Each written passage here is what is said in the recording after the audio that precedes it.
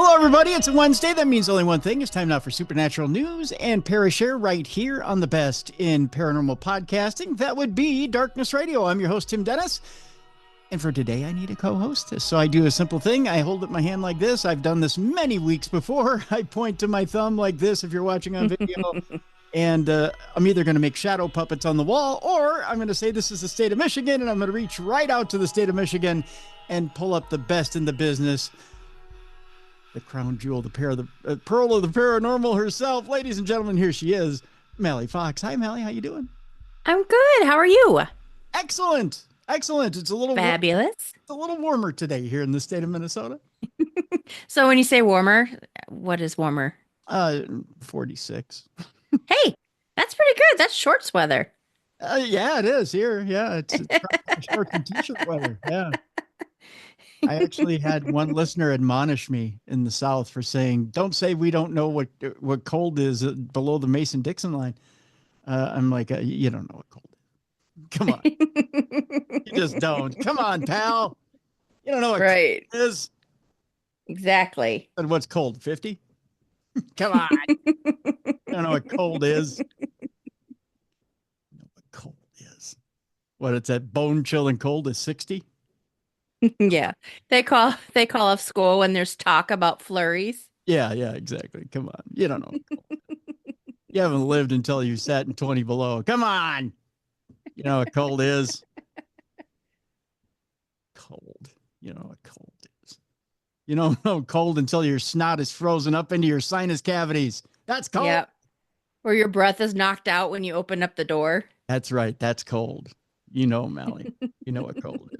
Yes, I do. That's cold. Cold. You know what cold is. Come on. Mm-hmm. Just saying. We're not Do you remember cold. Do you remember being taught that you have to touch like your car when you went to go pump gas so you wouldn't start like a spark? Yeah. Like the static electricity? Yes. When you get out of your car, touch it. Yep. Oh, yeah. There's all kinds of little winter tips we learn up here in the north Uh-huh. when it comes to cold. I didn't mean to start on this rant today. I don't know how that got going. Yep. No. So, just saying. Yeah. There's certain things that are unchallengeable in this world. I just find that being one of them. That being one of them. Yeah. I've never felt heat and humidity like New Orleans. Oh, yeah. Never have. I mean, I can't even complain. You know, there's some weathermen here that don't know what they're talking about. They're like, oh, the heat and humidity in Minnesota. Oh, it's just like the Amazon rainforest. They can shove it up their ass. I have never felt it like New Orleans. That was oppressive in the summer. Yeah, but it's a good thing. New Orleans is fun. It makes up for it. Yeah, that's right. That's right. You've got one too many hurricanes in you to care, right? Yeah. Yeah. That they have us beat when it comes to heat and humidity, and we've got 10,000 lakes to stir up the humidity, right? Mm-hmm. I mean, we can get up to we've had our 98, 99 degree days where we're humid, but nothing like that.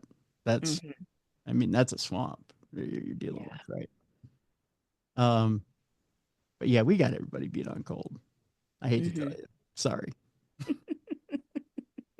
Can't match us there. Okay.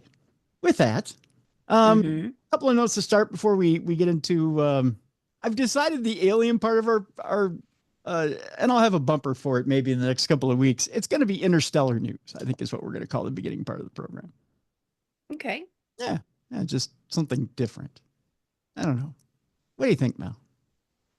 Sure, why not? Yeah, we got interstellar news, we got AI news, and then we got the rest of the program. I don't know. I'm winging it. Trying on different hats, right? Okay. Kind of thing, right?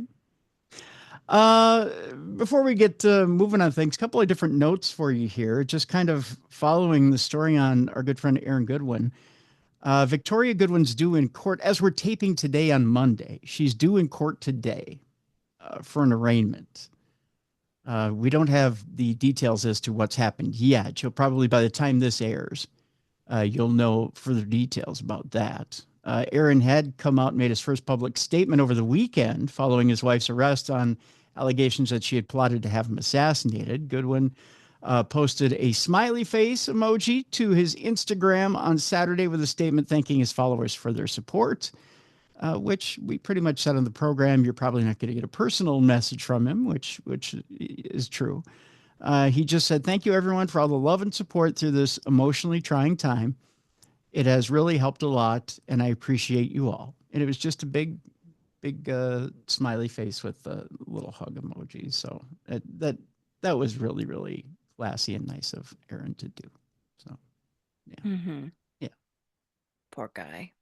Mm-hmm. Of course, Victoria was arrested on March 6th on allegations that she, I think it's a little more than allegations, that she was conspiring to have her husband assassinated. That, according to a police report. Investigators found that the reality star's now estranged wife was communicating with Florida inmate Grant Amato via text and Facebook messages. The exchanges revealed that the pair were romantically involved and were plotting to pay to have Aaron Goodwin killed. The amount, Mallie, $11,515 now is the full amount that's been disclosed. $2,500 of that was put down already to have it done. And the report is that there was a hitman that was right outside Aaron's room at one point when they were filming in Barstow, California. Oh, that's so scary. That is And so that scary. there was a text essentially that was sent that said, "I need to know what's going on. Can I get an update? Was it done?" By Amato from jail. I wonder what happened that stopped the guy from doing it. Like, did someone walk down the hallway? Did he hear movement in the room? What stopped the guy from doing it? That's a very good question, because I know when the boys stay together, they stay together. So Yeah. it could have been anything. It could have Yeah, been, they're in and out of the rooms, all that stuff. yeah. So it could have been anything. Um, Mm. And then it's sad because $11,000 is not a lot of money. So no, to think that his life is worth that much, that's awful. that's terrible. It is terrible. Um, this line keeps going around in my head over and over and over again. And it's so sick. It's so psychotic because I chose to end his existence, not divorce, is what Victoria said to Grant Amato. And then the whole thing, does that make me a bad person? Pardon my language, but fuck yeah, it makes you a bad person. Mm-hmm. It makes you terrible, inexcusable, psychotic, a psychopath. Divorce him. If that's the way you feel, file for divorce. Walk away. You came into it with nothing, you go away with nothing. Especially since you barely knew him, right? Mm-hmm. Just leave. Go away. You know what? There's somebody out there that's going to love and appreciate him and will treat him the way he deserves to be treated. It's not you. They should bury you under the jail. Where's her family in all of this? That's a good question. I don't know. I don't know. Hmm. But I don't know. But God bless Aaron for being so strong during all this and, just again, doing what he has to do. You know, he's Yeah. he's holding up a brave front, definitely holding up a brave front through all of it. So, but again, we'll continue to send out good energy and keep him in our prayers and hope that everything goes the way it needs to go for him. And again, the new season, folks, we can only encourage you to just support the show, right? The new season comes out April 16th. So, and they've already said they probably won't air the moment it was caught on film, the moment that Aaron got the call that his wife was being processed for putting a hit out on him. And he found out via phone while he was on an investigation, but they probably won't air it. I mean, they're still contemplating it. I suppose it's Aaron's decision. Mm-hmm. But I suppose there needs to be enough emotional feeling put behind him before he decides whether he wants that to come out or not. They know which episode it's on, but Right. they're not revealing. So, Mm-hmm. and in what order it'll be aired. So, Mm-hmm. if I'm him, I don't bother. I don't bother to air it. It's not. Right. I wouldn't. No, it's not worth anybody's time, and nobody needs to. Nobody needs to see it. So No. that's for sure. Another bit of sad news before we launch into the interstellar news today, Mel, and that's this. George Foreman passed away this past weekend. A lot of people may say, what's that have to do with the price of anything and anything? Well, a lot of you may have been affected by George Foreman in one way or another. Maybe you were a boxing fan. Maybe you were a fan of his comeback back in the 90s. 90s or 2000s. I know it was in that era when he was just 48 years old. It would have been 25, well, yeah, about 25, 26 years ago. 27 years ago, actually. Right around the 90s, 2000s, when George Foreman made his comeback at the age of 48. Mm-hmm. It stunned people being the oldest heavyweight champion in the world. He also made a ton of money with the George Foreman grill, which most of you probably had one. Yep, I did. I know I had one. I loved it. Loved my George Foreman grill. You know, Mallie, at one point with the George Foreman grill, George Foreman was raking in $8 million a month. Holy crap. Yeah. Wow. And when he sold the George Foreman grill, he sold it for $137 million. Good for him. And he was quoted, he's such a lovable, affable guy. He said at that point, he didn't know how to spend all the money. He just didn't. Mm-hmm. I mean, I know he's a pastor as well. I know he probably gave a lot away for good causes. But he just said, I had all this money. I didn't know how to spend it. I mean, good things happen to good people, right? Mm-hmm. Especially since in his first go around in his boxing career, things didn't really end well. But he made a comeback. He ended up being an actor. He did some acting. He had his own sitcom at one time. It was short-lived. But he made a comeback and he got deep in his faith. He ministered to other people. He's just a good guy, right? And it's just a shame because he was only 76 years old. I mean, these days we say only 76, and that seems weird, right? But 76 in, even 100 years ago, 76 was a good long life, right? But I would think to live that good of a life where you minister to others, where you prove that at any age you can make a success of yourself and you can reach others and be a positive influence. Well, that's a pretty darn good life. Mm-hmm. So yeah, so rest in peace, George Foreman. I greatly admire the man. I think that's just a good life lived. So rest in peace, George. There you go. All right, let's jump into this interstellar news, Mallie. And Sure. let's start it out by telling people about Apple releasing a new movie themed around UFO disclosure. There's a shock. UFO disclosure. Will we finally get the truth? Well, it seems like we're getting everything else these days, right? Mm-hmm. Well, later on in the program, just to kind of set up how today's program is going to go, we do have not only the news about UFO disclosure in this new movie, we'll talk a little bit about the JFK Files. Now, people will say there was a whole lot of nothing going on with the JFK Files, but there's one file that was left out. We'll talk about that later today. We've got that coming up. In the Nightmare Fuel section today, Mal, there's a dad horrified as a sick AI chatbot accuses him of murdering 2 of his own children. We'll talk about that today as well. It's kind of an interesting little twist and interesting little story. Our good friend Mike Rexacker was talking earlier this weekend about a vast city beneath Egypt's pyramids. They've discovered a new city beneath the pyramids. So we'll talk about that today as well. That's kind of an interesting little story. A woman's sixth sense warns her of a murder taking place near San Francisco. We'll talk about that. And we'll talk about Mona Lisa the vampire. That's coming up as well. So there you go. We got some interesting stories today to kind of launch into. And our palate cleanser today, there might be too many of us. Some of us might have to get off the planet. Gotcha. Can we pick? Yes. You get to pick.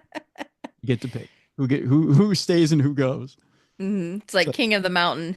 That's right. Yeah, we all have to play. Push them off. Yep, we all have to play King of the Mountain and see who has to leave. Yeah. Although I got a little bit of girth still left on me, so I think I'm staying. Yep. So y'all have to fight me. And I may put a few pounds on if it comes to that. So, you all have to line up and we'll see who wins. But first, Apple is releasing a new movie themed around UFO disclosure. The UFO disclosure has become such a hot topic in recent years that the plot of a new thriller is being centered around it. It seems that UFO-related movies and documentaries are all the rage at the moment, with the much-anticipated Age of Disclosure due for release later this year. And we actually put up the trailer for that. I believe it was last week. And Steven Spielberg's upcoming Alien movie, currently in full production. Now, another contender has entered the ring in the form of an untitled thriller movie that will focus heavily on the topic of UFO or UAP disclosure. The project, which has been officially acquired by Apple, will be written by Academy Award winner Zach Balan and produced by Joseph Kosinski and Jerry Bruckheimer, who previously worked together on Top Gun Maverick. Oh, you know what that means. It means a whole lot of F-16s flying by UFOs and a lot of heavy 80s rock music. That's what that means. I was going to say a soundtrack. Yes, a soundtrack by Berlin. I can't wait. It's been 40 years since we've had a good song from Berlin. And who was it? Was it Kenny Loggins? Yes, and Kenny Loggins, yeah. Danger zone. Yeah. Boy, oh boy. While we don't know anything specific about the plot, it's interesting how much interest there now seems to be in UFOs following the highly publicized U.S. congressional hearings on the subject and the publishing of the testimonies of military and intelligence community whistleblowers. The release of UAP footage recorded by U.S. military personnel a few years back has also helped to bring UFOs back into the mainstream. The fact that big studios are spending millions making movies about aliens and UFO disclosure emphasizes the level of appetite audiences seem to have for the subject. Hopefully, we'll hear more specifics about Apple's new movie in the near future. You know what else this brings up too, Mel, is we get into these nostalgia loops, right? With movies. It seems like a couple of years ago, everybody wanted to see a new Indiana Jones movie. Right. And they wanted to, for some reason, we wanted to bring poor 80-year-old Harrison Ford back for another. Yeah. He can do it. We'll just de-age him. And bring back a new Indiana Jones. And we seem to get in these nostalgia loops where we want to bring things back from our childhood and see if they can still perform at older ages. And I don't know what it is, but are we in a nostalgia loop again for UFO movies and alien stuff? And, the Stranger Things phenomena seem to bring back everybody's 80s tastes. And now it seems like we're all kind of stuck in that 80s vein. Like we want to see stuff from the 80s all over again. Is this just my imagination? We might be in that loop. Yeah. Yeah, maybe. Well, and it's funny that you say that because the other day on Facebook, I got somehow down this rabbit hole of like commercials for 80s. It was like Christmas and McDonald's and Halloween. It was like all of these 80s, even like Time Life? It was like the music CDs. Yes. It was like all of it. It was like one after the other. And I sat there and I watched them all because it was so comforting. Yeah. So maybe it is. Maybe we are in that loop again because we just want that comfort, that security. And how soon before we're doing that 90s comfort loop? I mean, you've got that generation coming up now that is going to start going, well, wait a minute. When do we start getting nostalgic for 90s? Yeah. When do we start saying, well, what was wrong with the 90s besides riots? Stuff like that. I mean, the 90s weren't all that great, kids. I don't know how to tell you. Yeah. Just telling you, as somebody who lived through them with eyes wide open, they weren't that great.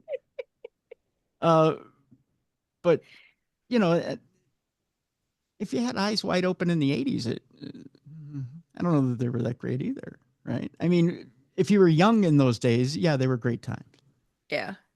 But if you were an adult in the 80s, I don't know if they were great, right? I don't know. There was a recession in there, you know. Do not taint my memories. I'm just saying, you know. And by the way, I got called out by a listener for saying just saying too much this past week, and I appreciate that. It is a little bit of a crutch, but hey, but in this case, just saying happens to work in the sentence. The fact of the matter is that the 80s weren't a very romantic time for some. Every decade has issues. Right. I mean, if you remember, there's a reason why they made Wall Street, the movie Wall Street. Mm-hmm. You know, the whole greed works, greed is good thing. It's because there was a downside, or there was a dark side to the 80s, very much so. You know, we romanticize it with, and I know you say don't trounce on my childhood. But there was some pretty dark places in the 80s, right? And we do romanticize it a lot because we're 40 years out from it. God, there's something that shocked me into reality. But all right, let's not depress me because I know AI is coming up. So let's just move on and let me live with my Teddy Ruxpin strawberry shortcake era okay, let me just wrap this of up. happiness. My I'll McDonald coupon Halloween time. Remember when they used to give out coupons at Halloween for McDonald's? Yeah. Yeah. So anyway, Well, let me just live in my little bubble. Well, Mallie, you can still buy the books at Christmas, can't you? It's I not a don't know. $5 book anymore. Oh, is it? Oh, I don't know. But let me just be happy in my Probably a little $20 world. book now. Yeah. For 2 shakes. Yeah, for But 2 yes. But yeah. I'll wrap it up in a nice little bow by saying this. Every era has a downside, right? Not every era is Yes. perfect. I mean, even the 70s had huge Right. inflationary market. That was like serial killer time. Right.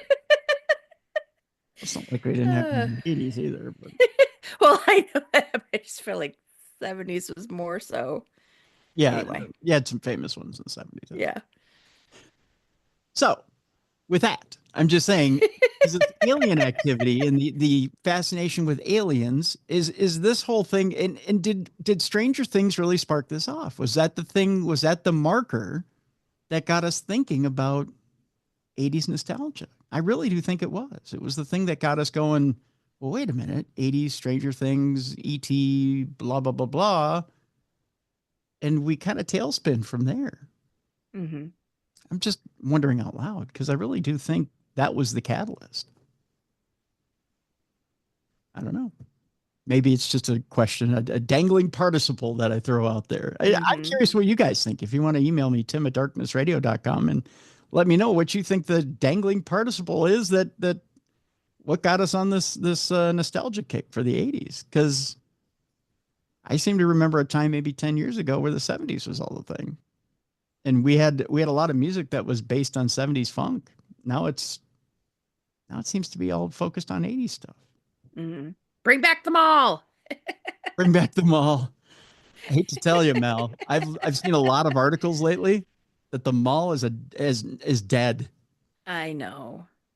Except for there are 2 passion projects right now. One of them is in Minnesota, trying to bring the mall back and change the formula. Mm-hmm. So there's hope for it yet, but good luck to you, my friend. I don't know. Actually, did you know that Southdale Mall in Edina is one of the only existing malls that is making a huge profit? I knew that it was doing well, and I knew that because my mom told me. Yeah. It's continuing to make a huge profit, but they keep changing the model on it. Mm-hmm. And I'm trying to remember the name of the group that owns it, but there's a huge write-up on it recently, not only in different business magazines, but in the Minneapolis Star Tribune as well. And that's the model that now malls around the country are trying to change their model to, because they're making money. Mm-hmm. So you never know. Maybe malls will start opening near you with this new model. When they start getting rid of food courts, that's when the malls start going downhill. True. You got to have a food court. True. Food courts are, and you know what? It's food courts with the new model. It's food courts with they're opening with bigger restaurants and better restaurants. So you've got satellite restaurants that open on these new malls that have new and exciting food ventures. So you'll have like a couple of new food ventures that'll move in with, I don't want to say experimental foods sound different, but experimental formats, right? And then you'll have old staples that will come in. And so you balance the two and you put them in the mall so that it drives traffic in. And then you have some new formatted stores that come in, and then you have some old favorites that come in, and they're kind of mixing the two so that they keep traffic going into the store, into the mall. But you're right. Food courts are part of it. But you have to have a mix of new and exciting foods and old staples in order to keep them going. Yep. So, yeah, it's kind of an interesting, I don't know how we got on economics 101, but that's yeah, that's how those malls are surviving now, because it's hard to drive brick and mortar business now. The internet's just so easy. It's so easy to order off of and get your stuff at home. That's for sure. Let's continue on. There's a mystery of the Scottish UFO hotspot Bonnybridge that continues to endure. For years, the small town of Bonnybridge in Scotland has become synonymous with sightings of unidentified flying objects. Since the 1990s, the town, which is situated around 4 miles west of Falkirk, has seen a disproportionately large number of UFO sightings, and nobody can explain why. The earliest sighting was reported in 1992 by local businessman James Walker, who had been driving between Falkirk and Bonnybridge when he was stopped by a mysterious luminous star-shaped object that was hovering in the middle of the road. The encounter ended when the object flew off at incredible speed. In the months and years that followed, hundreds of UFO sightings were reported in the region, including accounts of alien abductions and people being buzzed by strange objects in their cars. Even today, decades later, people are still seeing things in the skies over the area. Now, two prominent Scottish UFO and paranormal researchers, Ron Halliday and Malcolm Robinson, have published a new book about the Bonnybridge UFO phenomena. Malcolm and I were both heavily involved in investigating the many UFO reports that plagued the village of Bonnybridge and earned it global reputation as a UFO hotspot, said Halliday. We have co-authored this book to give our account of what really happened in Bonnybridge, including interviews with those who witnessed the strange events that took place. Back in January of 2023, a short documentary, The Bonnybridge Files, the town with the most UFO sightings in the world, was released, which explores the phenomena in some detail. It features an interview with local councillor Billy Buchanan, who spent years petitioning the government to conduct a proper investigation in the mystery. Since this first happened in 1992, he went on to say, I have went down to London to every prime minister that's been in since that period of time, asking them to do an investigation into the Bonnybridge phenomena. When the Scottish Parliament was set up, I went into the Scottish Parliament the same and asked them to investigate what was happening in the Bonnybridge area. The full documentary is now available to watch. And you know what? There's a link to it in the article. So I'm going to put that article up in the description of this program so you can go ahead and check it out for yourself. Our next story has to do with the concept of alien life and a scientist that's claiming that it's human conceit to think that we are alone, which isn't a new concept, but the scientist is adamant that we are not alone. A leading British space scientist maintains that it is a practical inevitability that we are not alone in the universe. Throughout human history, there has always been an overwhelming tendency for us to believe that the Earth is special and a unique place that is situated at the center of the universe. Over the centuries, however, astronomical observations and advances in scientific understanding have made it increasingly clear to us that our planet is, in fact, not the center of our solar system, and that neither our solar system or even our galaxy is special and do not lie at the center of the cosmos. Today, we are left with one last claim to uniqueness in that our planet is home to the only known example of life anywhere in the universe.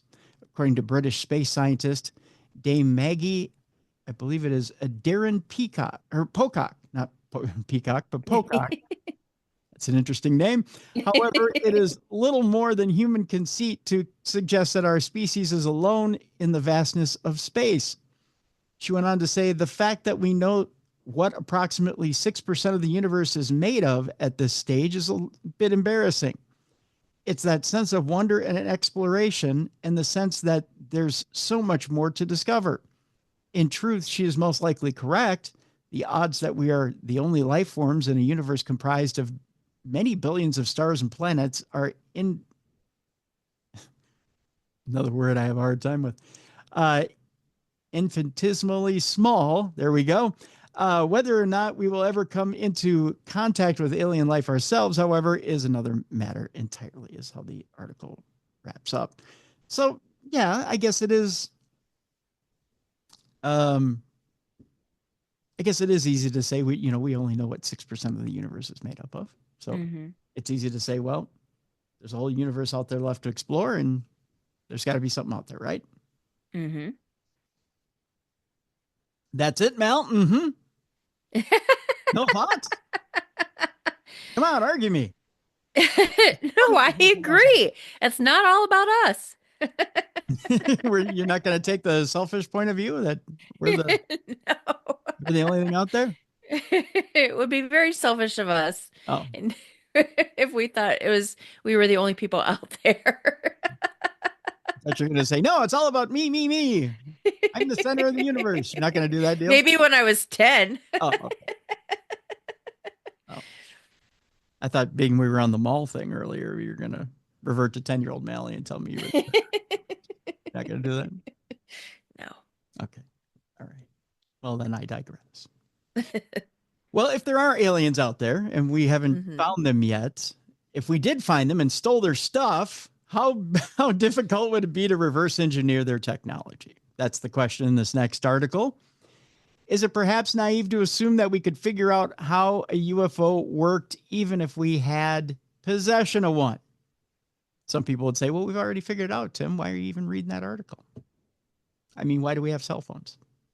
That's what I can't figure out a remote control, so I would be lost.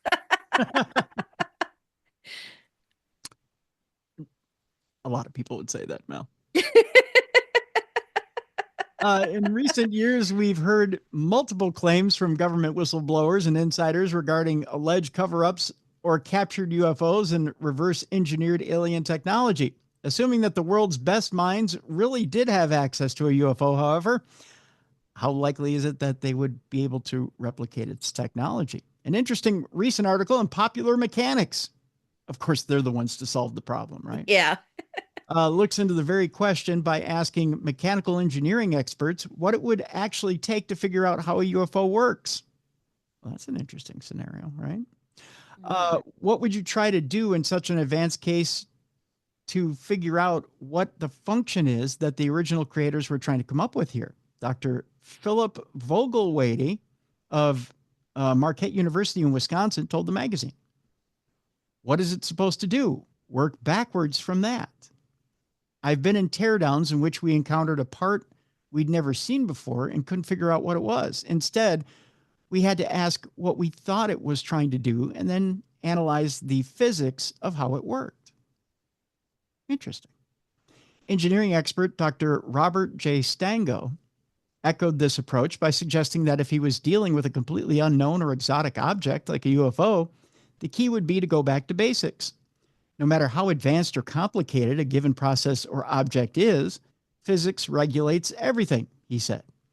Engineering is the applied variety of physics, so one would have to come to grips with the fundamental physics of a given operation. Without that, you're going nowhere. Without the opportunity to speak to someone who might have worked on reverse engineering a genuine piece of alien technology, however, it's difficult to know what doing this for real would be like. Would it be the equivalent of a Neanderthal trying to figure out how a computer works? That would be kind of fun. I'd like to go back in time and try that. Or would we at least have some sort of fundamental understanding of how the device functioned? Unless such a scenario actually comes to pass, however, we may never truly know for sure. I think we know for sure. That's just me. I think we already have stumbled across some weird technology that we have already reverse engineered. It's me. Right. I don't know, Mel, what do you think? Do we already have technology we reverse engineered?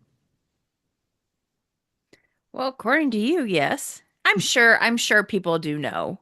I'm sure there's like a little office out there somewhere, a little, you know, lab where they do know and we're just clueless on the outside.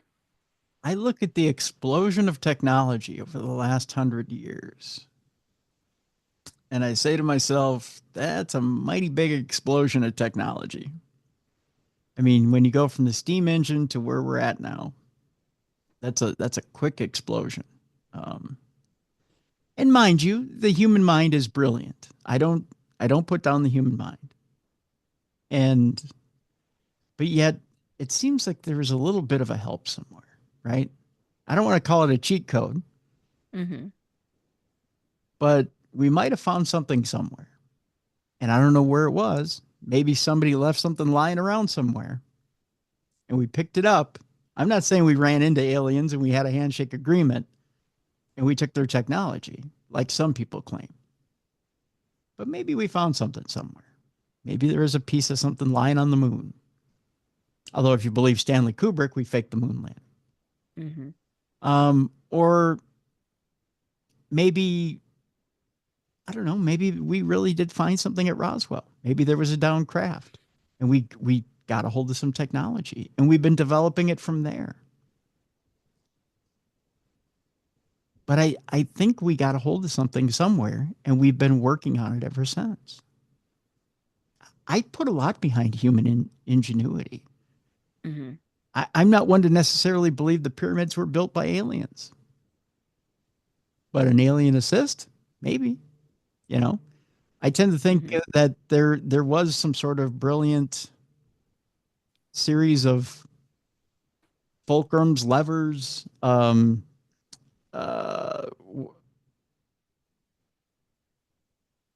of physics, of um, what's a good way of putting it? I don't want to use.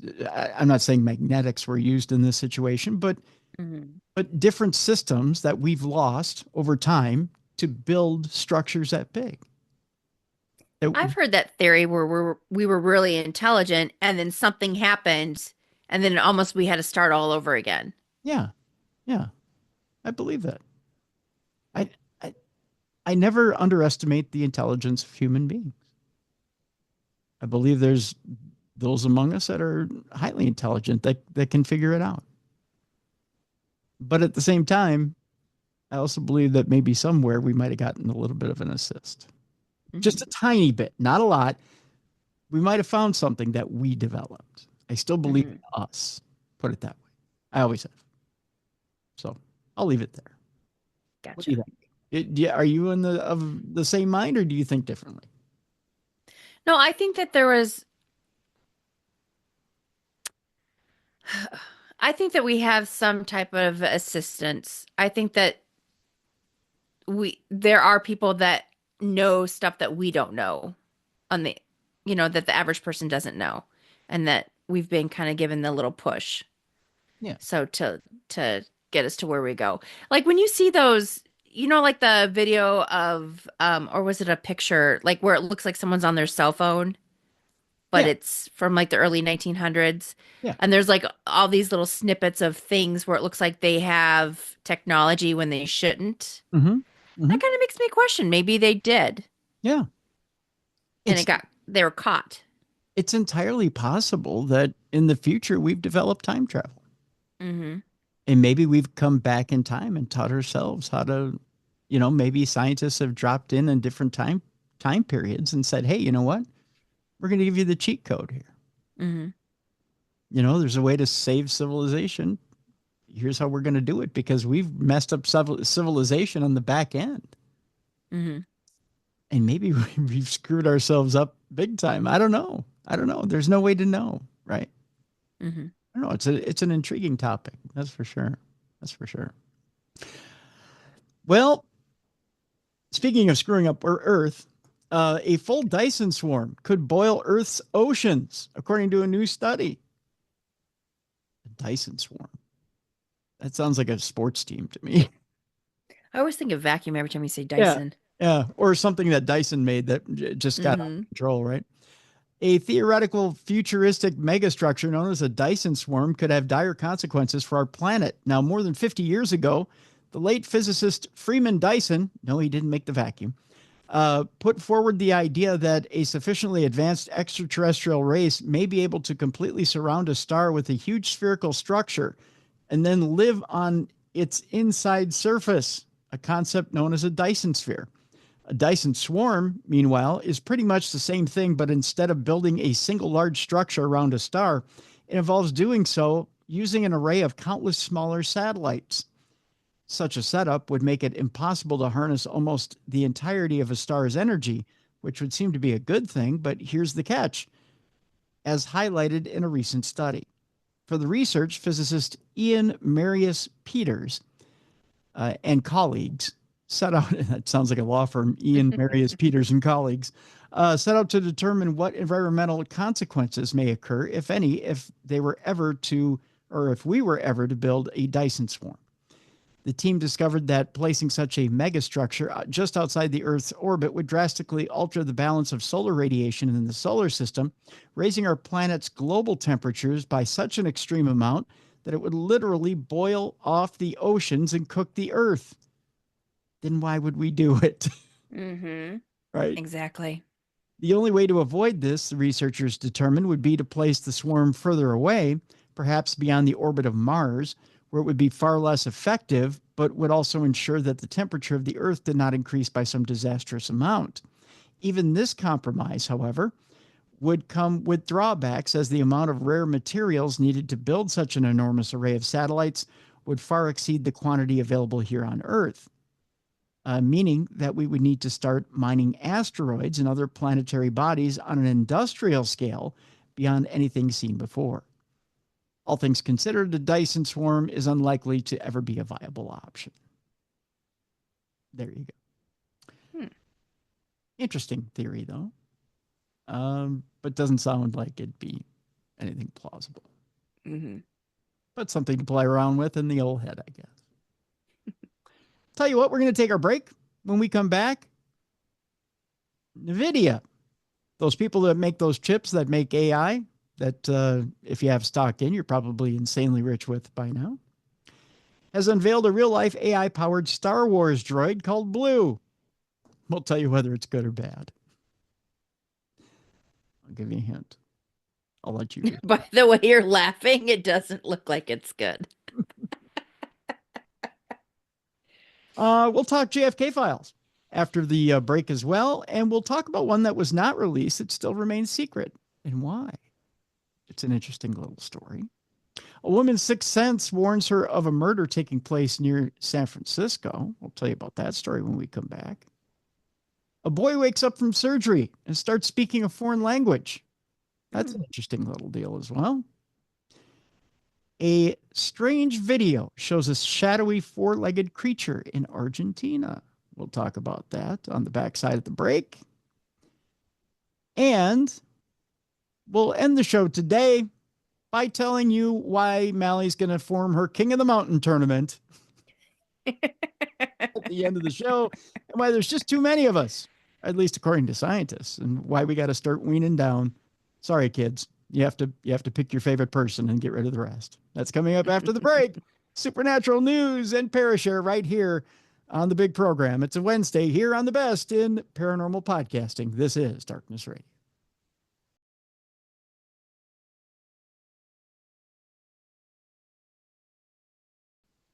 Welcome back to the best in paranormal podcasting. This is Darkness Radio. I'm your host, Tim Dennis. Right over there, the co-hostess with the mostest, Mallie Fox. It's a Wednesday, Mallie. It's hump day. That's what they call it. I think the kids call it that, if I remember right. I don't know. Yep. My mind is going slowly. We're coming up on spring. Spring training has been in full bloom, although I can't see a Twins game because now they want me to pay for it. Oh, really? Yeah, they took it off cable. Can't see the Twins anymore. You have to stream it now for $19.99 a month, and the Twins aren't that good. So I won't pay for it. Thanks, poll ads. Appreciate it. Yeah. I think a lot of people aren't paying for Twins baseball. I don't know. Can you see Tigers baseball where you are? I haven't looked. I haven't checked it out, so I don't know. Yeah. It's more and more, the older I get, Mallie, the less and less I'm happy. I'm just saying. It's see, I did it. I did it again. I brought them back. It's time now for AI news. It's all the Twins. You just went right into it. Well, like you said last week, rip off the Band-Aid, right? Yep. Gotta rip off the Band-Aid. I just figured we get the nightmare feel out of the ways. Thank you. Continue. NVIDIA, those people that make those chips that are making some people rich and most of us not, unveiled a real-life AI-powered Star Wars droid named Blue.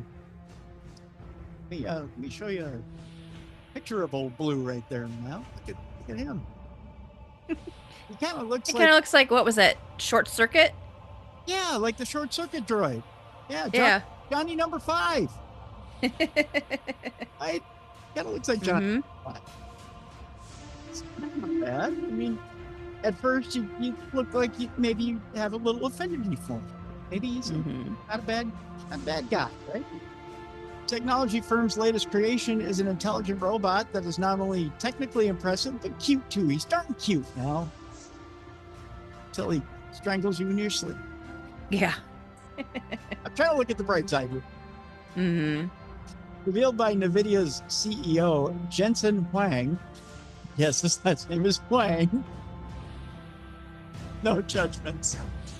During the GTC 2025 keynote this week, robot, which looks like a cross between Wall-E and a droid from Star Wars, waddled onto the stage to much applause. It's part of a demonstration of how AI and robotics will soon change the world.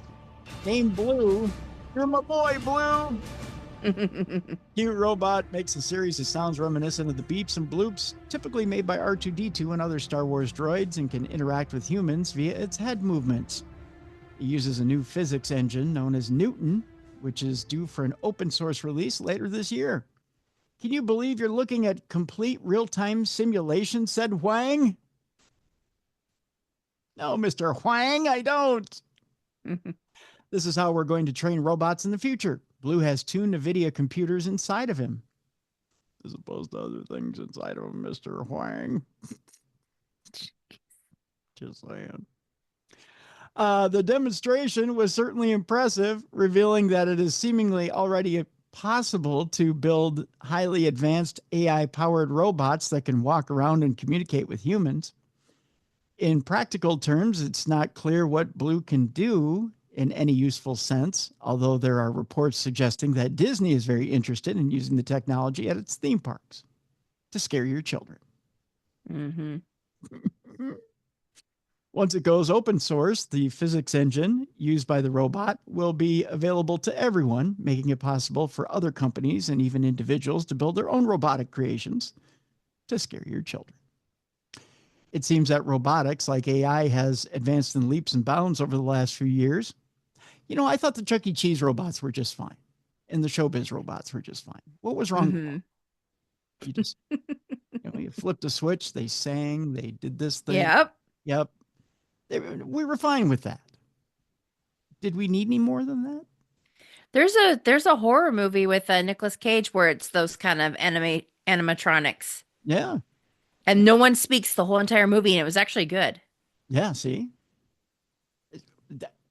That's all the nightmare fuel you need. Mm-hmm. Right? Why do we need to go further? Mm-hmm. It probably won't be much longer before robots become commonplace in homes across the world, waiting to kill you in your sleep. I'm just saying. Mm-hmm. See, I keep saying just saying. Trying to catch myself, but I can't do it.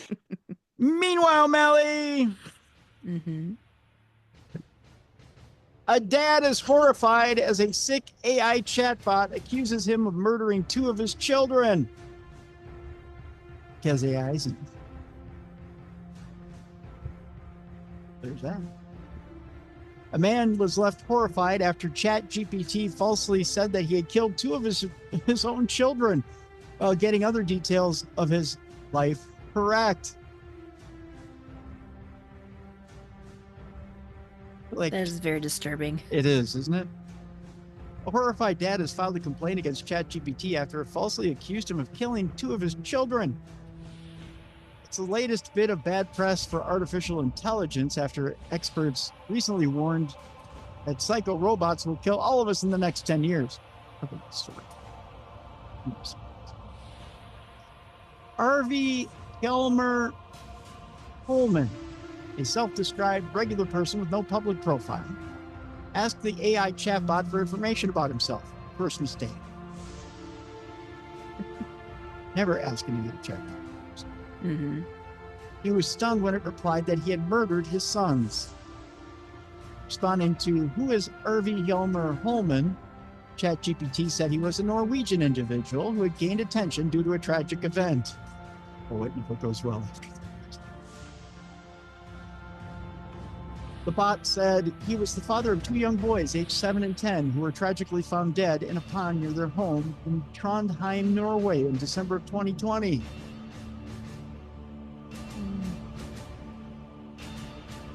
Went on to claim the case had shocked the nation and Holman had been jailed for 21 years for the murders. You lying sumbitch. Ugh. In a complaint to the Norwegian Data Protection Authority, the father said the completely false story contained elements similar to his own life, such as his hometown, the number of children he has, and the age gap between his sons. I got that part right.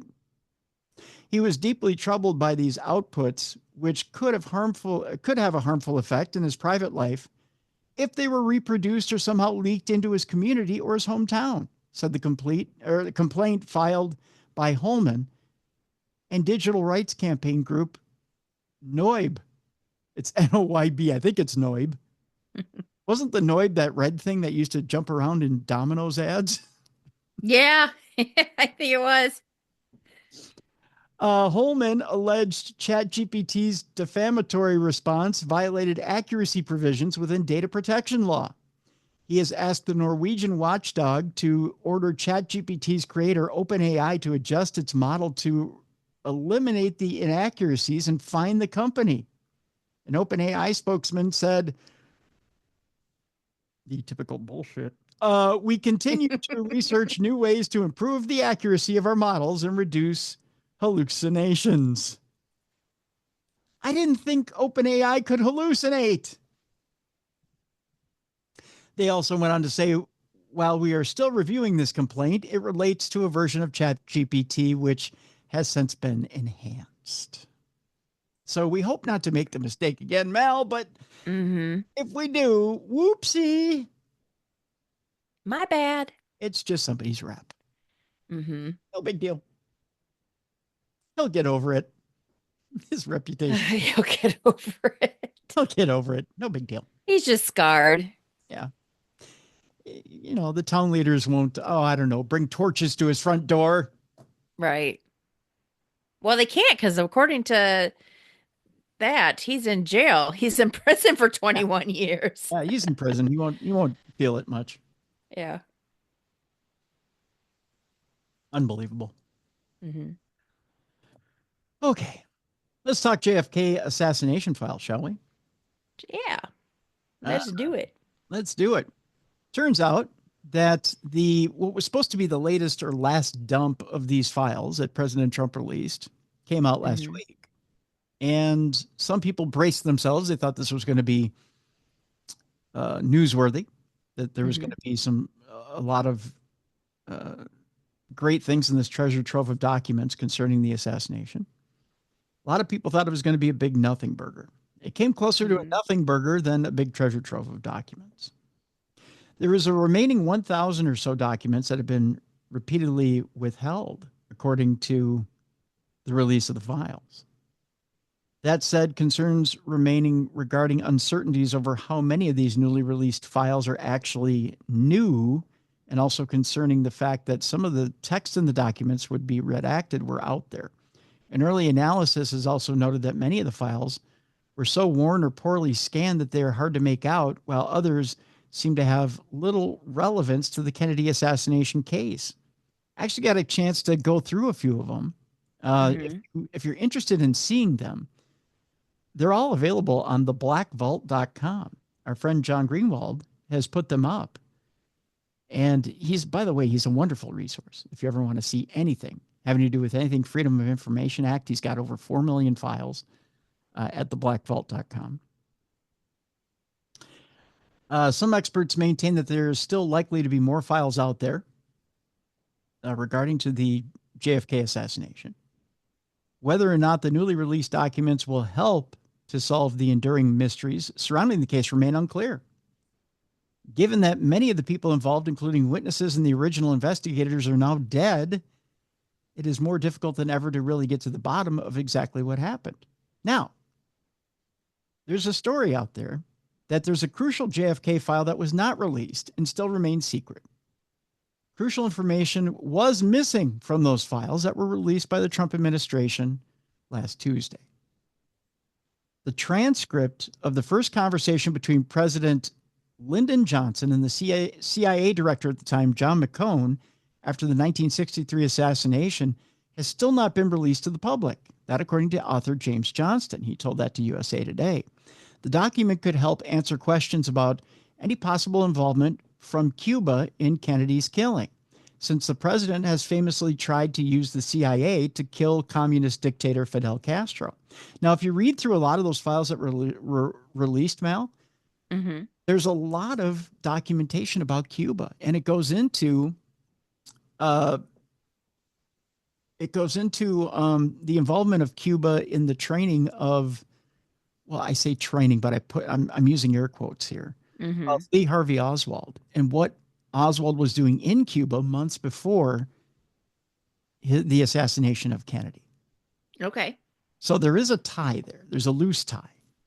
But there's a lot of, I'm going to use the term here, but I hate using it, a lot of off-the-reservation stuff having to do with Cuba, and they're all over the place. The CIA is all over the place. They're investigating everything. So you can see why this batch of files is confusing. I mean, they're talking to Howard Hunt about possibly being a suspect, who was a millionaire at the time, and what he might have had to do with this and Cuba. And there's a lot of interviews in here that can be very confusing and can put people in a downward spiral. You know, this rabbit hole that you'll never get out of. Right. And brings up a whole lot of possibilities that have nothing to do about nothing, essentially. McCone has previously been accused of keeping incendiary information from the Warren Commission that probed the assassination, that according to Politico. The sensitive information revolved around the existence of plots to assassinate Castro, which put the CIA in cahoots with the mafia. Without this information, the Warren Commission never looked at whether Oswald could have been or could have had accomplices in Cuba or elsewhere who wanted JFK dead as retaliation for trying to kill Castro. McCone's cover-up was claimed to be benign because he and other top CIA officials wanted the commission to focus on Lee Harvey Oswald, who they truly believe acted as a lone shooter, which I get what they're saying. More than 63,000 pages of records related to the 1963 assassination of President Kennedy were released Tuesday, following an order by President Donald Trump, many without the redactions that had confounded historians for years and helped fuel conspiracy theories. The National Archives and Records Administration posted to its website roughly 2,200 files containing the documents. They included typewritten reports and handwritten notes spanning decades, including details of a top CIA agent who claimed that the deep state was responsible, Oswald being a poor shot, and that Secret Service had been warned Kennedy would be killed in August, 3 months before the murder. The rollout of the files stunned Trump's national security team, who spent 24 hours racing to assess security hazards ahead of publication. When the files were released at around 7 p.m., it sparked widespread backlash from liberals claiming that it was just a repeat of a similar drop by Joe Biden years ago. To MAGA fans, angered that the pages still contain red actions and left questions, leading experts to describe the files as impenetrable. The vast majority of the National Archives collection of over 6 million pages of records, photographs, motion pictures, sound recordings, and artifacts related to the assassination have previously been released. Before Tuesday, researchers had estimated that 3,000 to 3,500 files were still unreleased, either wholly or partially. And just last month, the FBI said it had discovered about 2,400 new records related to the assassination. Jefferson Morley, vice president of the Mary Farrell Foundation, a repository for files related to the assassination, said in a statement posted on the social platform X that the release is an encouraging start. He said much of the rampant overclassification of trivial information has been eliminated from the documents. The National Archives said on its website that in accordance with the president's directive, the release would encompass all records previously withheld for classification. But Morley said what was released Tuesday did not include 2/3 of the promised files, any of the recently discovered FBI files, or 500 Internal Revenue Service records. Interest in details related to Kennedy's assassination has been intense over the decades, with countless conspiracy theories spawned about multiple shooters and involvement by the Soviet Union and the mafia. So, with that, makes you wonder, do they continue with the file dump? Do they continue releasing this in spurts, or is this it? Do we get the initial dump that we got, and does the administration say, well, that's it, that's all we have? I hope they keep dumping, but I wouldn't be surprised if they're like, okay, we're done. You know, it wouldn't surprise me either, because in the past, when they've attempted this, it seems like, and I'll call it right down the middle. It seems like when President Trump has pushed and he said, we're going to do this, right? He said this before as far as UFO stuff is gone. He said this before as far as records, as far as Kennedy is gone. He said this as far as the Epstein files.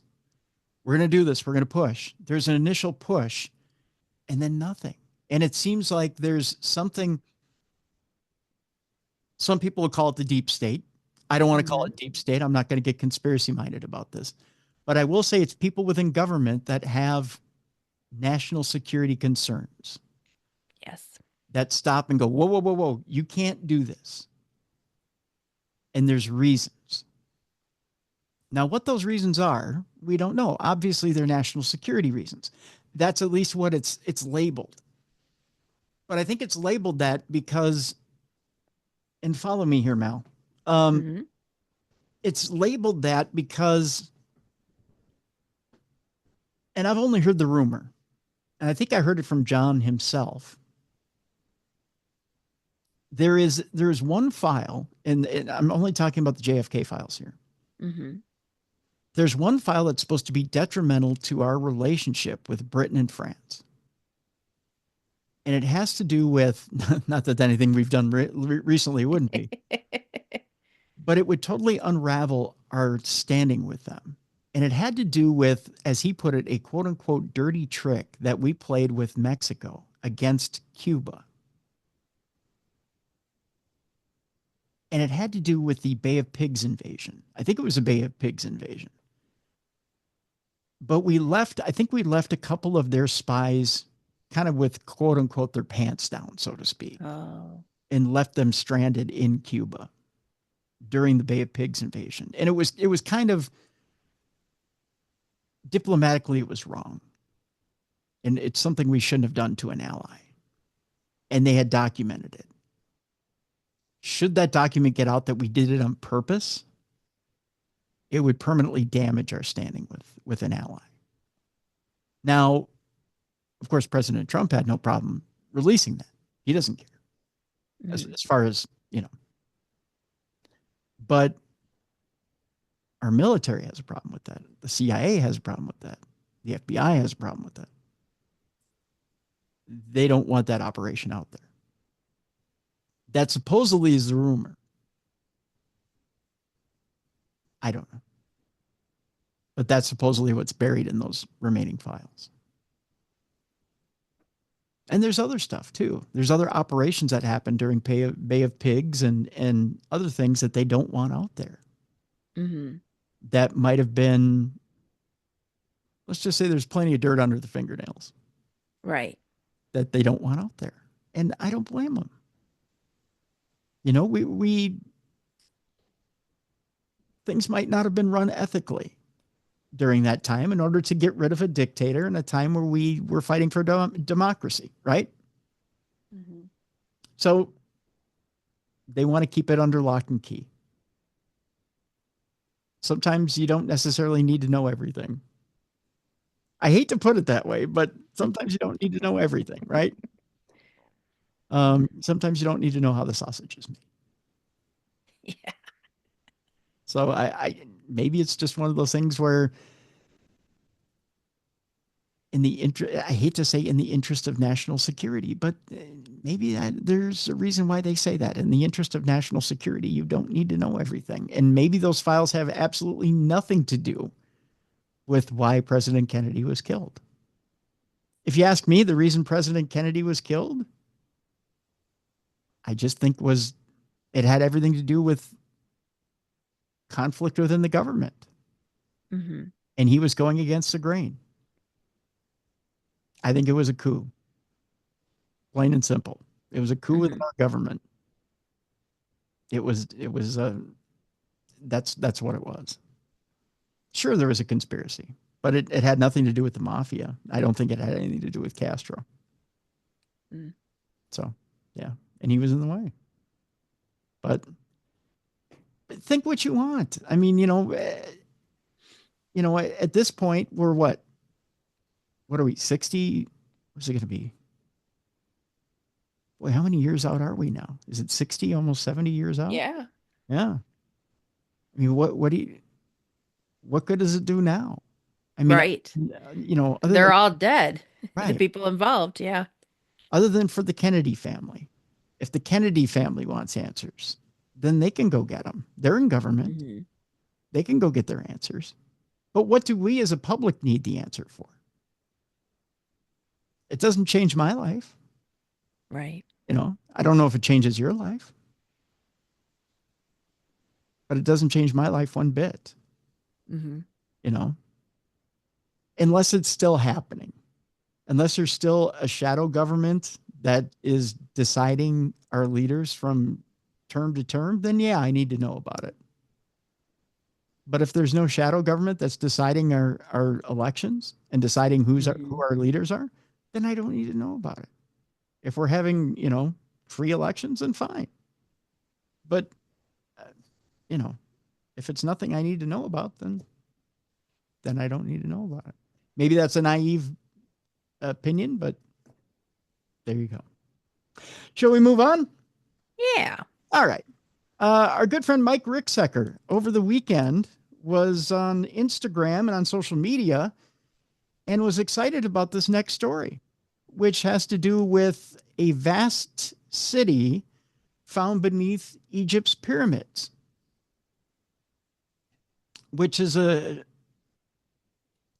probably one of the biggest finds since some of the stuff found in King Tutankhamun's crypt.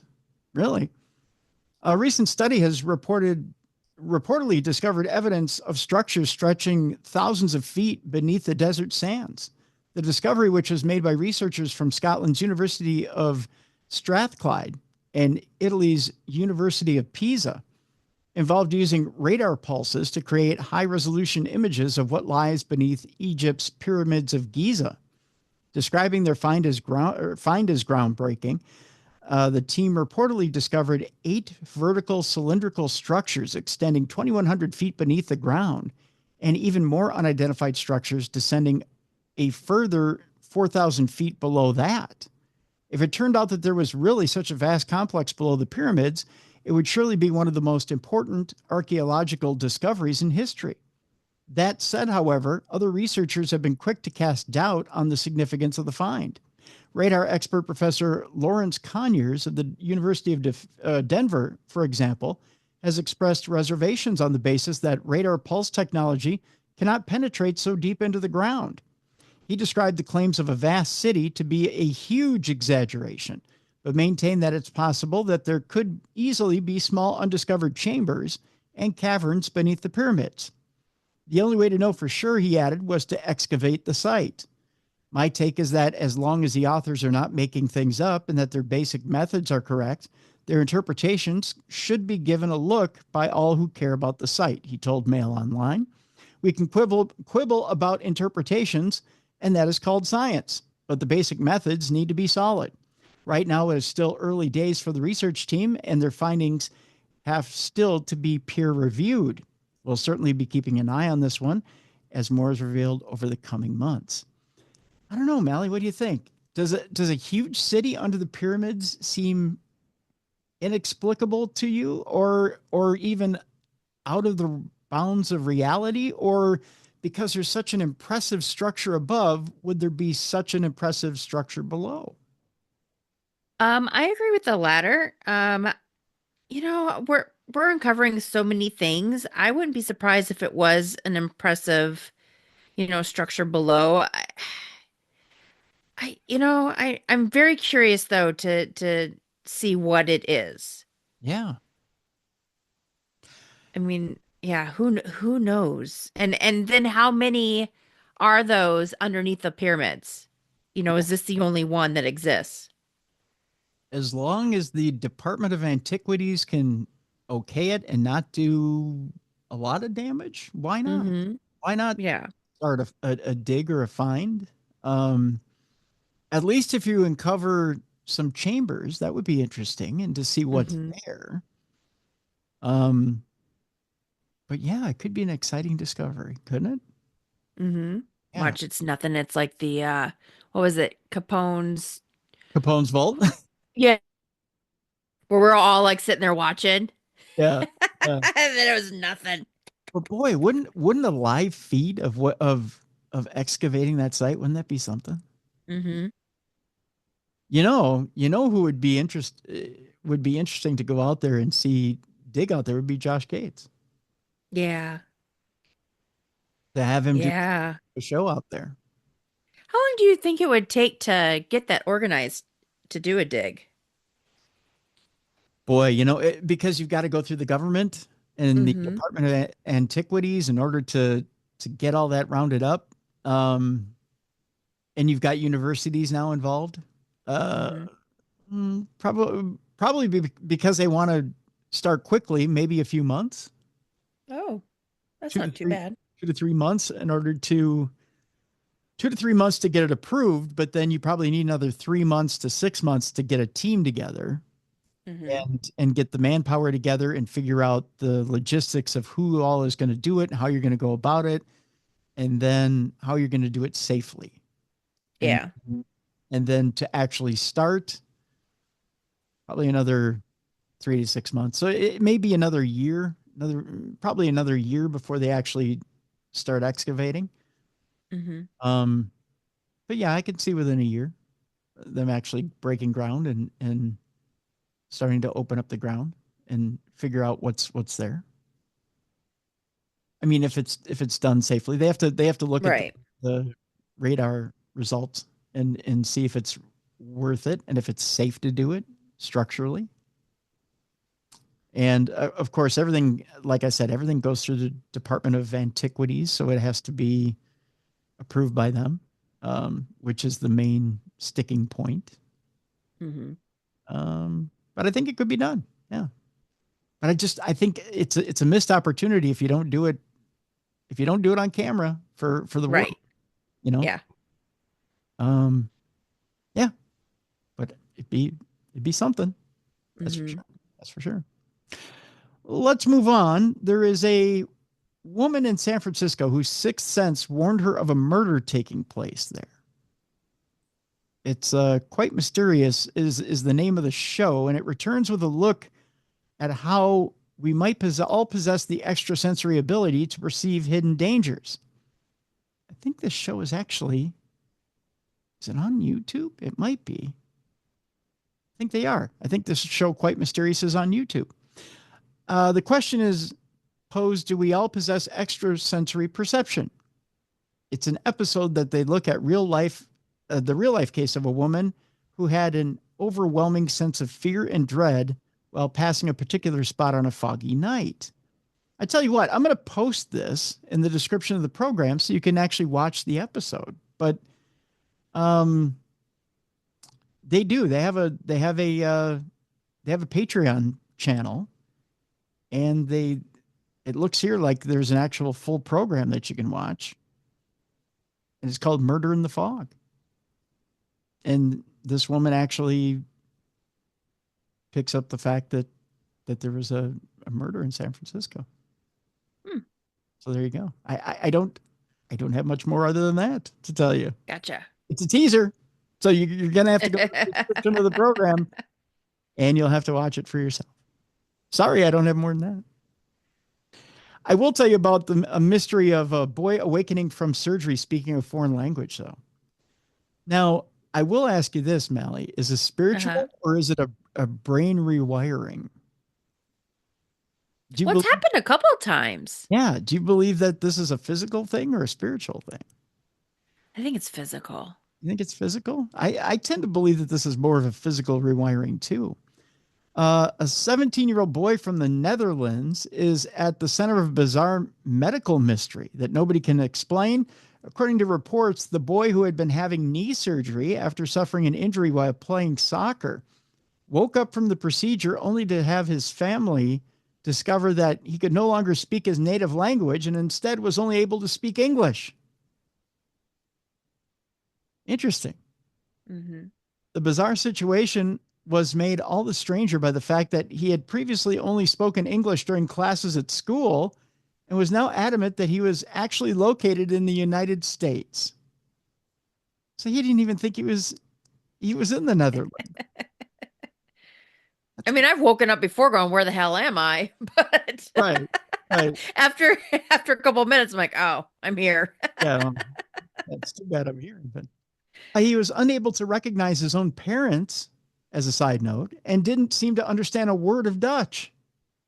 Ooh. There's something.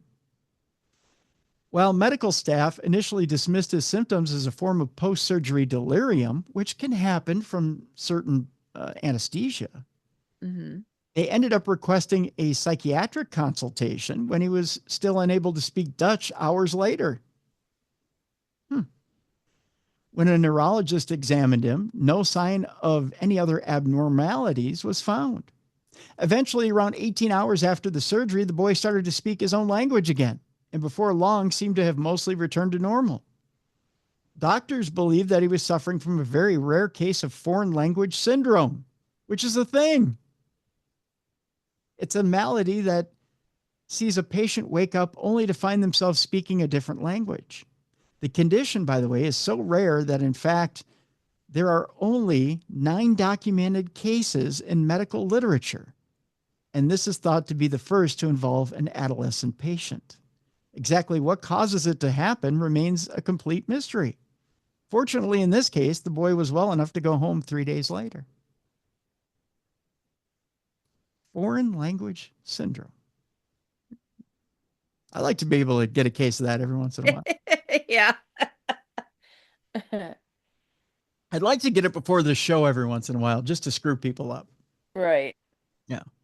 Have them hit the SAP button on their podcast. I like to speak Spanish every once in a while, just to screw people up. That'd be kind of fun. Don't you think? Come on and be like, "Hola, Mallie." You're like, "What? Stop it. Stop it." Exactly. I don't know Spanish. I took French. Maybe someday I'll dig into my foreign language program and see if I can't learn it before the show. Totally confuse you. That'd be fun. Just for a little bit. I wouldn't do it for the whole show. Oh, That'd be your, thank you. yeah. Glad I would be the butt of your joke. Maybe for the first 5 minutes. Yeah. Hola, Mallie. ¿Cómo está? Muy bien.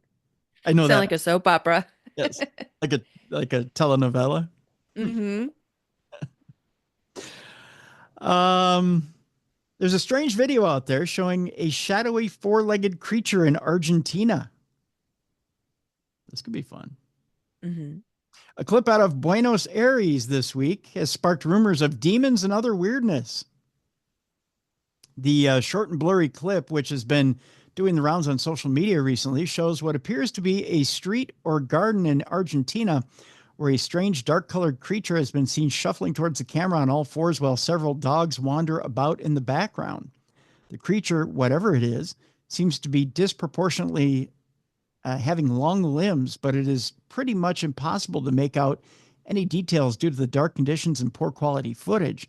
According to local reports from the area, the sighting occurred in the town of Saladillo, where residents are said to have been consumed by fear over the creature's presence.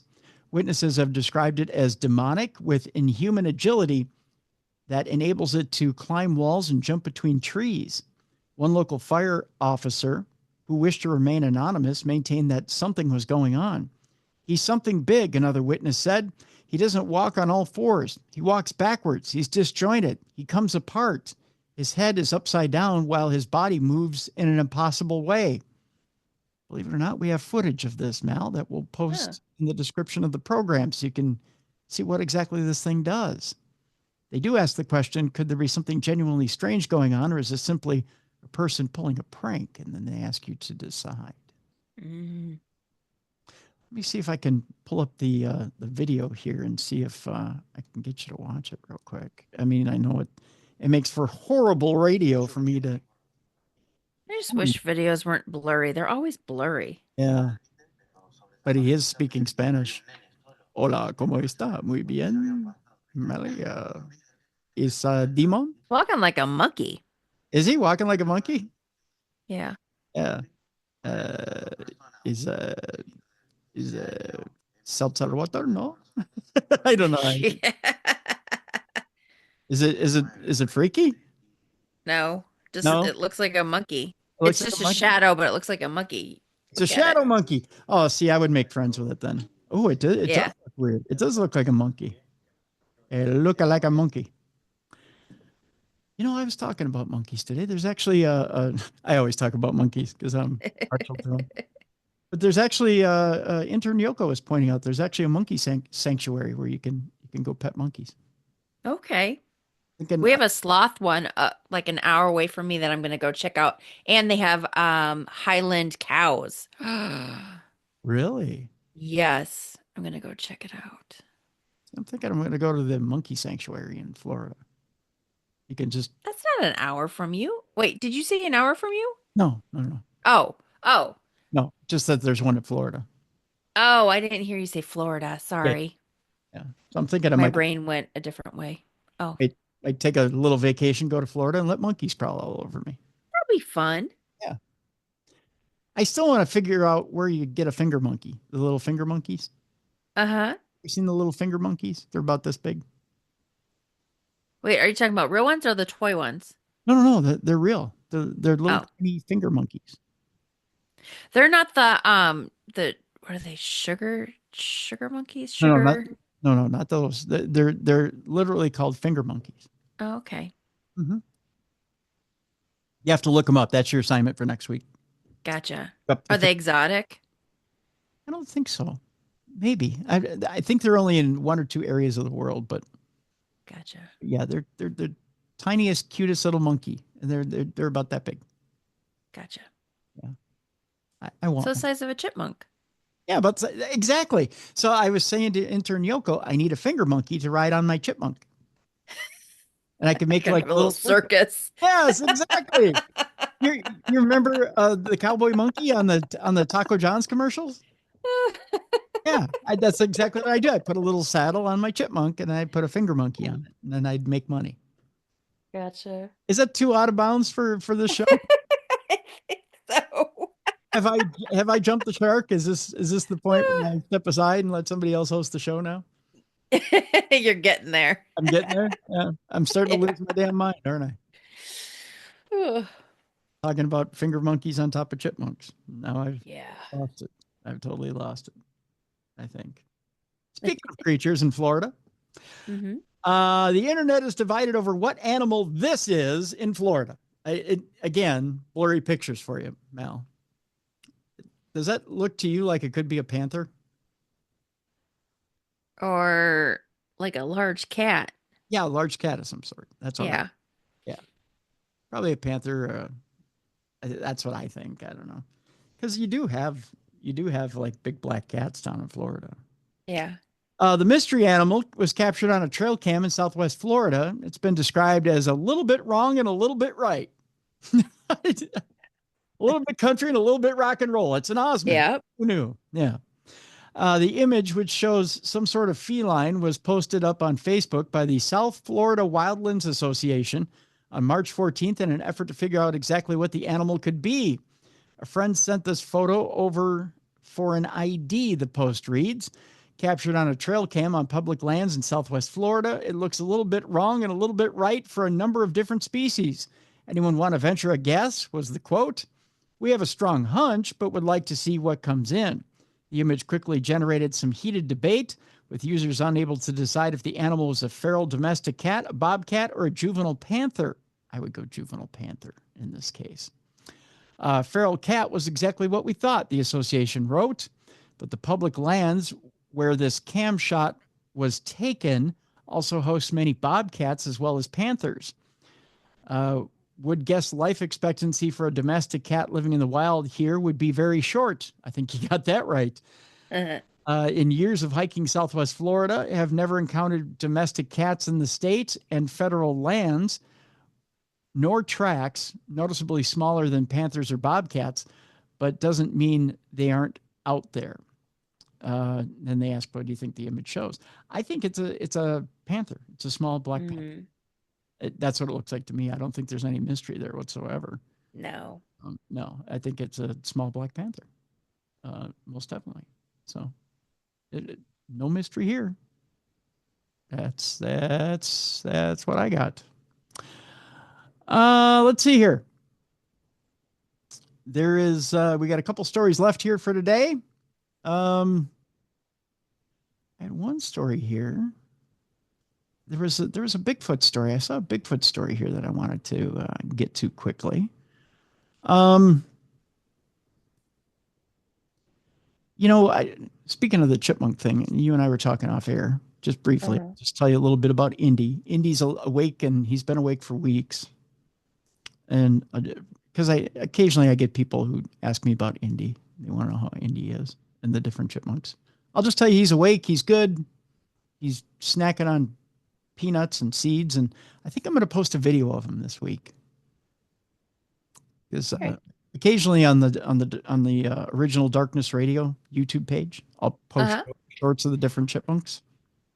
So I think just so you guys know, I'll post a video of Indy this week. I haven't seen Spud yet. But I haven't seen a lot of the chipmunks this spring yet.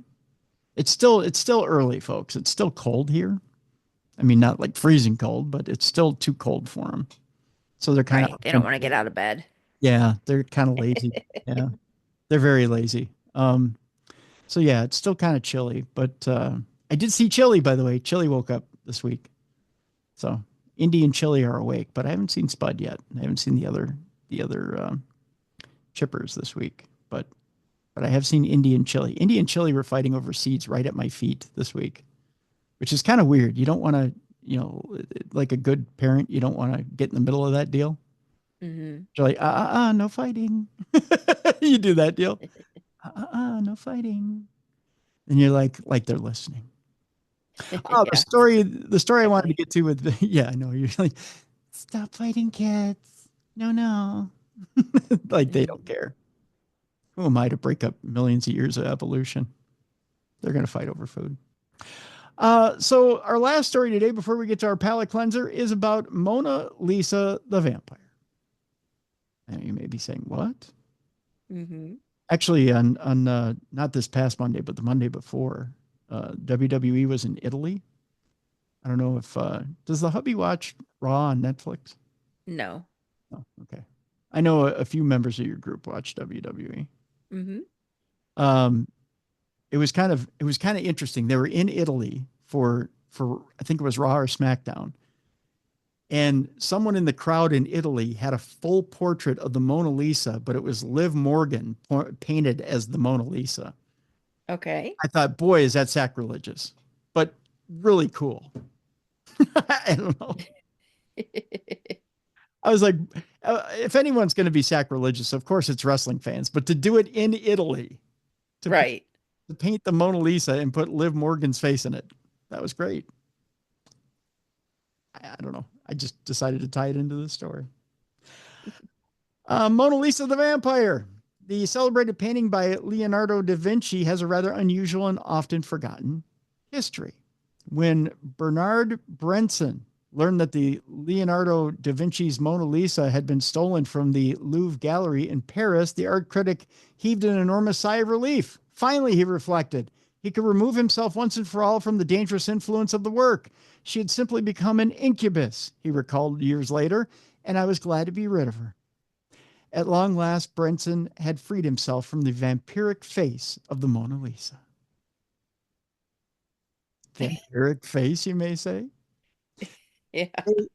Today, Leonardo's painting, happily recovered in 1913 for generations of visitors after its theft in 1911, still looms large as perhaps the definitive symbol of Italian Renaissance art.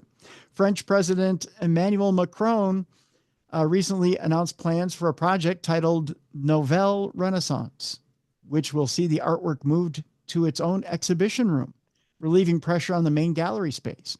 One of the most visited artworks in the world, Brenson's pronouncement of the enigmatically smiling figure as a male demon in female human form, sits oddly with her endless appearance on t-shirts and tea towels. But looking again at how the myth of the Mona Lisa emerged, it says here the person who wrote this believes that her fame is due not just to the painting's display of artistic ingenuity, but to the troubling vampirism and gender ambiguity that 19th century critics saw in Leonardo's work. Unlike many of his artistic contemporaries, Leonardo's reputation remained relatively stable following his death in 1519. But praise for his work was, for centuries, caveated with one apparently intractable problem. He seemed a better draftsman, inventor, and scientist than artist proper. John Ruskin, England's preeminent mid-Victorian critic, wrote off the Mona Lisa as a total mess. He lamented that the painting's background was simply grotesque, being all blue and unfinished. Boy, they're harsh on him. Yeah, they are. But as the century progressed, the tide began to turn, particularly in France. Writers newly praised the strange feelings that Leonardo's paintings provoked, interrogating the nervous smiles and ironic stares of their subjects. You're fascinated and troubled, the historian Jules Michelet imagined in his monumental book, Histoire de France, in 1855, describing himself in the Louvre, moving like hypnotized prey towards the sinister artworks. The Mona Lisa was being slowly injected with the dose of eerie haunted beauty.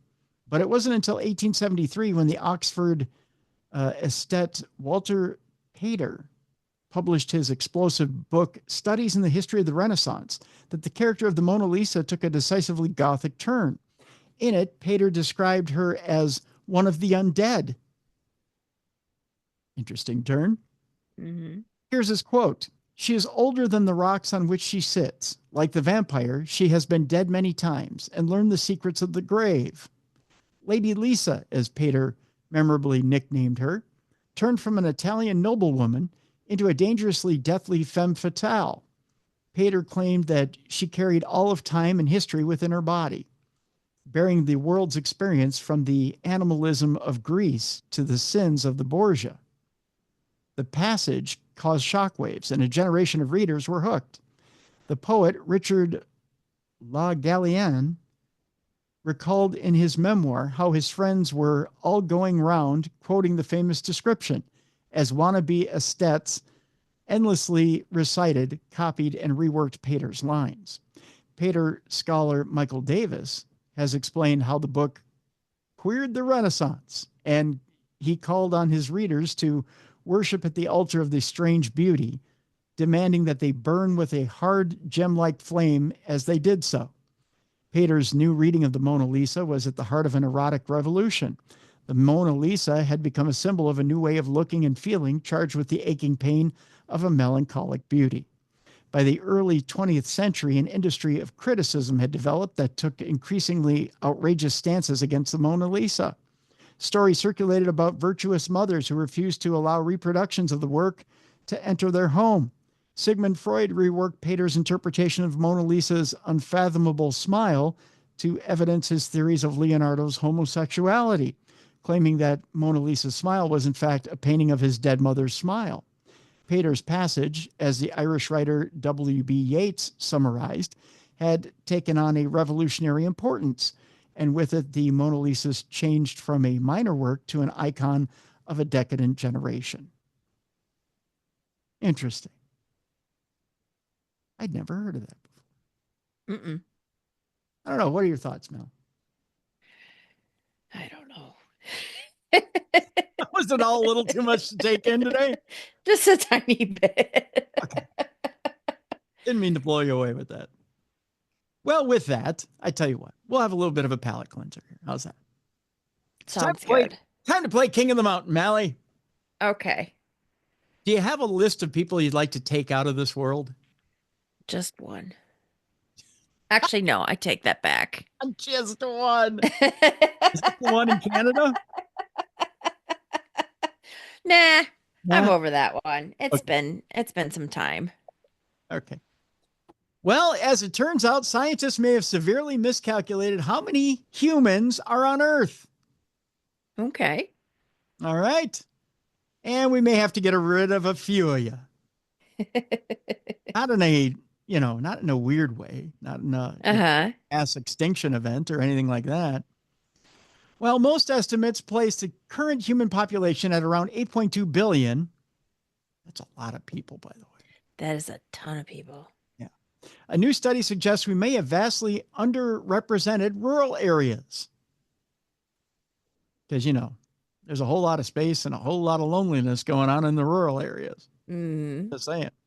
By analyzing 300 rural dam projects across 35 countries, researchers from Aalto University in Finland found discrepancies among these independent populations counts and other population data gathered between 1975 and 2010. Such underreporting could have consequences in terms of resource allocation within a country, but other experts remain skeptical that all decades of population counting could be off by such a wide margin. So let's tell you how off they may be. Turns out that Homo sapiens are the most successful mammalian species in Earth's history. Give yourself a little pat on the back for that. And it's not even close. The species thrives on nearly every continent in a variety of adverse conditions and outnumbers the second place contender, which is the rat. Ew. Yeah, consider that. And they do so by a cool billion. However, a new study, think of that. That means there's 7 billion rats on the planet. Nasty. We don't have enough traps. I'm just saying, Nope. There's not enough traps. However, a new study suggests that the impressive nature of humanity's proliferation may have been vastly underreported.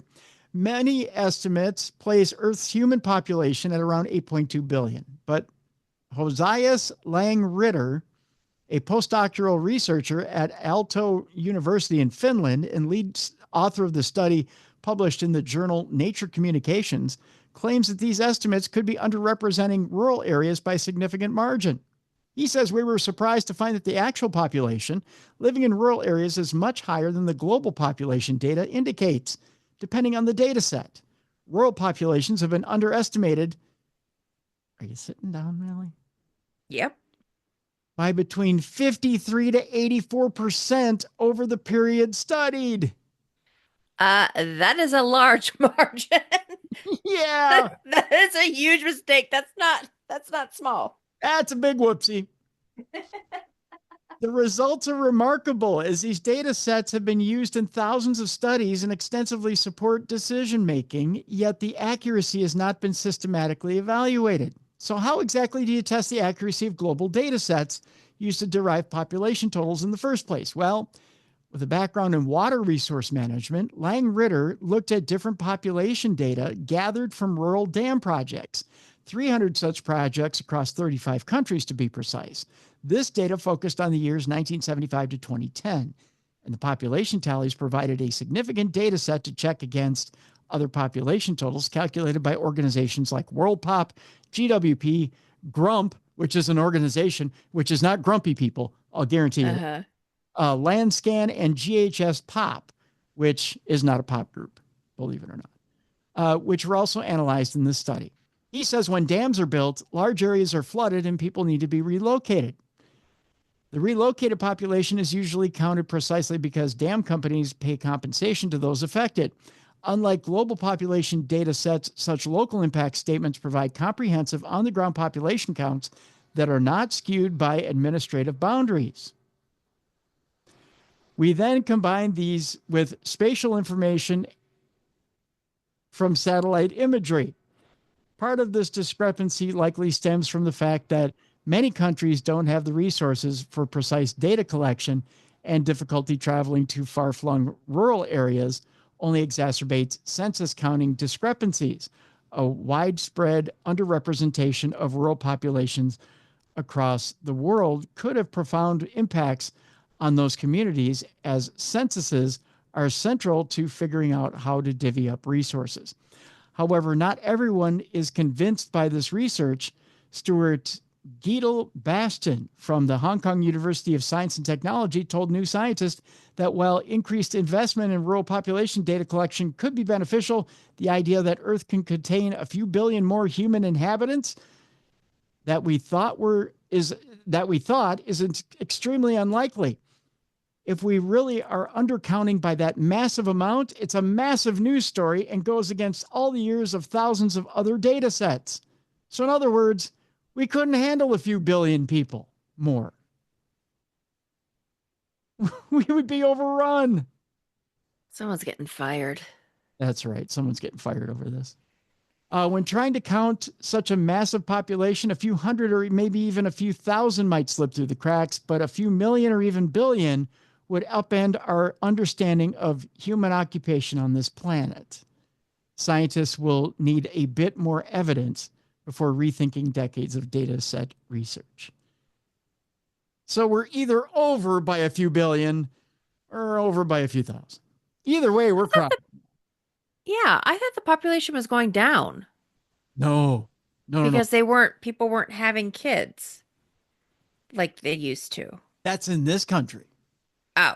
Population's going down in this country, but it's expanding worldwide. Oh. The only countries where the population is being controlled, so to speak, is in the US and China. Oh. But in other countries, it's expanding. We got to keep making kids. I mean, not you and I. I mean, we're past that. Yeah. You know, I mean, that ship has sailed with me. Yeah, pretty much. But yeah, there's the push here is that our country, the younger generation isn't making children. Right. Yeah. So, yeah. But in other countries, they're making them like crazy. They're like, game on. Yeah. Hey, we don't have fancy video game systems. Yeah. So what else are you going to do? We're just going to knock them out. So yeah, that's kind of the name of that tune right there. Gotcha. That's your palate cleanser for today. We got too many in the world. Yeah, that was a big oops. Oopsie. We don't know how to count. After all years, we don't know how to count. Yeah, the decimal needed to move over a couple. Yeah. We can't carry the one after all the time. So there you go. So what's new in the world of Paranormal Girl? Not much, my friend, not much. Did you? I wish I could Not much. say. There was a recipe you were going to work on, I think, a week or two ago. Yeah. Well, okay, so listen to this. So I went to go get the stuff because I need molasses and the store was all out. So now What? I gotta go to a different store. I know it calls for molasses. It also called for it said it was optional. I can never say it because the way I say it, it sounds like I'm saying anus and it's not anus. Is it anise? Anise. Anise? Anise? It's like Anis or whatever. I Anise? think there's an E at the end Yes, where sir. it tastes like black licorice. Yeah. Meh. But that's optional and we're not doing that because the only one in my family that likes black licorice is my mother Okay. and she doesn't live in Michigan. So we're not doing that. Okay. But they were out of molasses, so now I gotta go to a different grocery store because I hit two up Okay. and they were both out. So now I gotta go hit Kroger. Okay. Right on. So yeah, so that's this week. Hopefully I can get that done. Good deal. Good deal. But yeah. Anus. There's no anus available at the grocery store. You got to go to the meat department for that, Mallie. Yeah. Blech. Yeah. Yeah. Cow anus, please. Blech. I don't know how you talk. Like, are you making haggis? No. Nope. Nope. Just plain old cow anus. Just going to throw it in a pan and Yeah. cook her up. That's how we do it. What part of the country are you from? Texas? I don't know. I don't think Texas. Yeah. So what's going on with you? Well, here on the big show, first of all, we'll remind you about the Apple app. I'm pushing the Apple app here, Mal. If you don't have a way to get Darkness Radio, if you're not subscribed and you need a place to land and get the show, the Apple app, if you have an Apple device, whether it be the iPhone, iPad, or other Apple device, Darkness Radio has an app. If you don't have it, go get it. If you have it and you haven't updated it lately, update it. It's updated for iOS 18. Other than that, check out darknessradioshow.com. Go to the store, get something and support the show. That's the other thing. The third thing, tomorrow on the big program. Let's tell people what's going on tomorrow on the big program. Tomorrow on the big program, we are having fun with numbers. I know people are like, how was numbers fun? I'll tell you how numbers like Sesame Street. Yeah, that's right. We're going to bring in Bert and Ernie. We're going to talk about numbers. No, tomorrow on the big program, we're going to sit down with Susan Owens, who is a world famous numerologist. We're going to talk numbers, and we're going to talk about knowing your superpowers and knowing your future with numerology. And it's a little bit more than just numerology. It's about being able to decide your future. Okay. Based on numbers. And it's more than just plugging in your birth date and that's it. It's about being able to plan everything from basic decisions to your career to everything based on a few key numbers. And Susan has a book out there, which I've been reading and is absolutely fascinating. And we'll talk about it tomorrow on the big show. It's called Wisdom of Numerology. And, you know, as I've been digging into it, Mallie, it's really, really fascinating. Just how even the letters in your name break down to key numbers and prime numbers. And it really determines if you feel like you're lost in life and that you don't know what your station is in life. Your station is there. It's there in the numbers in your name. Okay. And you really get a better sense of yourself. I was joking with Jessica yesterday that maybe I should quit the show and become some sort of speaker or priest. But it's kind of funny. It talks about being an orator or a personality. We'll get into it tomorrow because Susan actually, I think, has done my chart. Oh. Yeah. So we'll talk a little bit about it tomorrow with Susan Owens. So it's going to be a good show. Very cool. Yeah. So we'll break all that down tomorrow. Occasionally I like getting into these shows and talking a little bit about different things. astrology, numerology, and figuring out what exactly these systems are all about. These systems have been around for ages, right? Mm-hmm. So we'll figure out what exactly the wisdom of numerology is and how it affects you. So Cool. it's tomorrow on the big program. Lots of good stuff coming up for April. Got a lot of good stuff coming up in April. This month has been a good month too. Good.